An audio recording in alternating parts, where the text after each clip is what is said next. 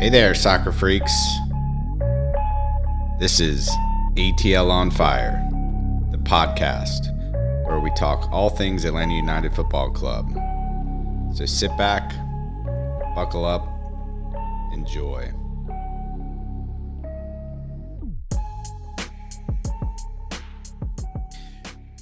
Random thought. 10 years from now, do you think MLS actually is the Super League? You mean in terms of what they were trying to create in the European Super League, you mean? Yes. And I know that might be the most ridiculous thing I've ever said, or it might be something 10 years from now. You're like, yeah, we should have seen that coming. It's not going to be the Super League, no.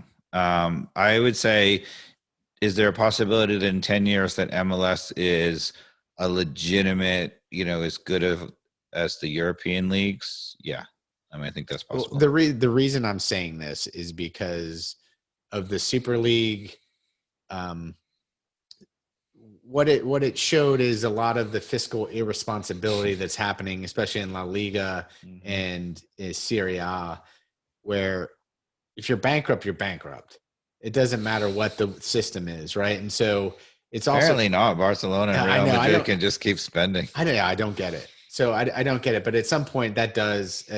I just have to believe that the repercussions of the economics there are going to bite them in the ass, which is why they try to create the Super League. And, as an optimist of the MLS,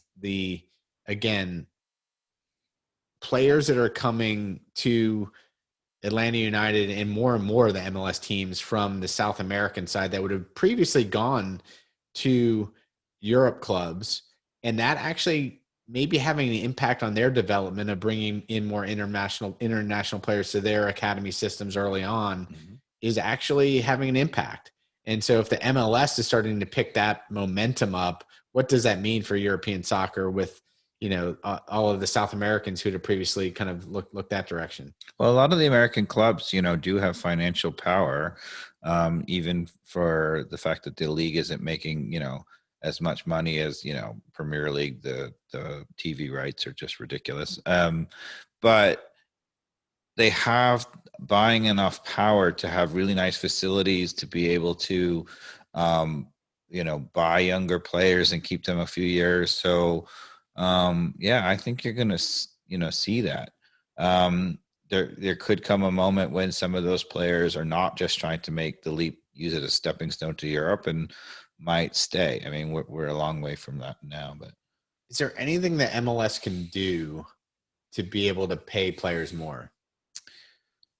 Like, what's the reason that, I mean, it's got to be pretty straightforward in terms of just the attendance and the money that's coming in and the TV broadcast and what that's bringing into the coffers of MLS based on the pool of money they can play players. But it feels like we could almost take a risk at some point on increasing the salaries to entice some of the Liga MX players even to come over earlier in their career or right at the beginning of their career to be in the MLS versus the Mexican League. And I feel like that is, once that tide starts to shift, and I think that will over the course of 5 years, then it's not just the economically struggling countries of Argentina that are giving their players to us early on, that is also coming from Mexico.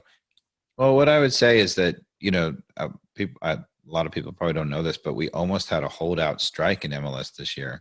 The collective bargaining agreement was up, and, the MLS owners or whatever played hardball about salaries. There's a great fear, and I think a reasonable one. U.S. soccer, they've tried to start multiple times and failed, the NASL being the famous example, right? And, MLS was on shaky ground for a long time, and a number of the initial franchises folded within the first few years. When you look at a Portland or a Seattle or an Atlanta United now, it's hard to imagine those days, but it's not that far. And some of the clubs that are not those clubs, you know, they're not Atlanta United. They don't have Arthur Blank as the owner. They don't have 72,000 coming to a game. So I would be in favor of, I think they're doing it right and being overly cautious. The other reason I joke about MLS becoming the Super League in 10 years is because of the ownership, and the reason that they tried to create the Super League to begin with is because of relegation. Right. Why would you want to risk everything to all of a sudden find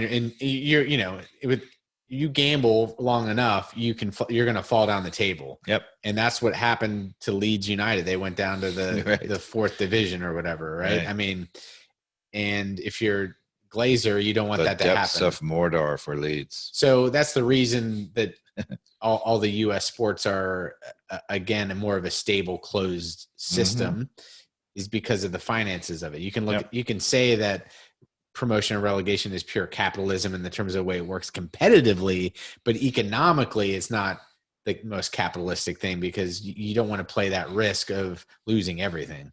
Well, promotion relegation is, speaking as a geneticist, is Darwinian, right? You know, survival of the fittest. Yeah. Right. It's a performance-based model. You love it as a fan. It's right. I mean, and you can, you know, if you build it, they will come, and if they come and you survive, then you play. You know, put the stadium in Iowa, right? Yeah, I mean, that's a beautiful thing. That's part of the beautiful game. It's the joy and the agony of it, and why. I mean, you can see it in American sports, right? You know, particularly with the modern analytics of drafts, you know, these teams that are, you know, in last place, and they're like, not only do they not have any incentive to win, but they're trying actively to lose to make sure that they get the number one pick, you know, and they've had to put in things to make sure that they don't do that by saying, all right, it's not the worst record is going to be number one anymore. It's a lottery amongst the bottom, you know, 5 or whatever. That can't happen at all in soccer because of relegation. There used to be every incentive in the world for the bottom 3 to try as hard as possible. Yeah. So, you know, I think you missed that. And with the number of American cities, it would be really elegant to have, you know, to figure out what of those cities could be soccer mad, and have them come about. But, you know, American owners are risk averse, and they have other leagues that they can point to and say, well, those owners don't have to take the risk. Why should we? Right. All right. So we've talked about a lot. We've talked about it all. That we need to talk at all about? I think we've talked about it all, Mikey Dobbs. Well, thank you for this delicious red wine. This was awesome. Here's to be back in front of the fire. No doubt. Cheers. Thanks for listening, everybody. And see you next time. Let's keep this win streak going.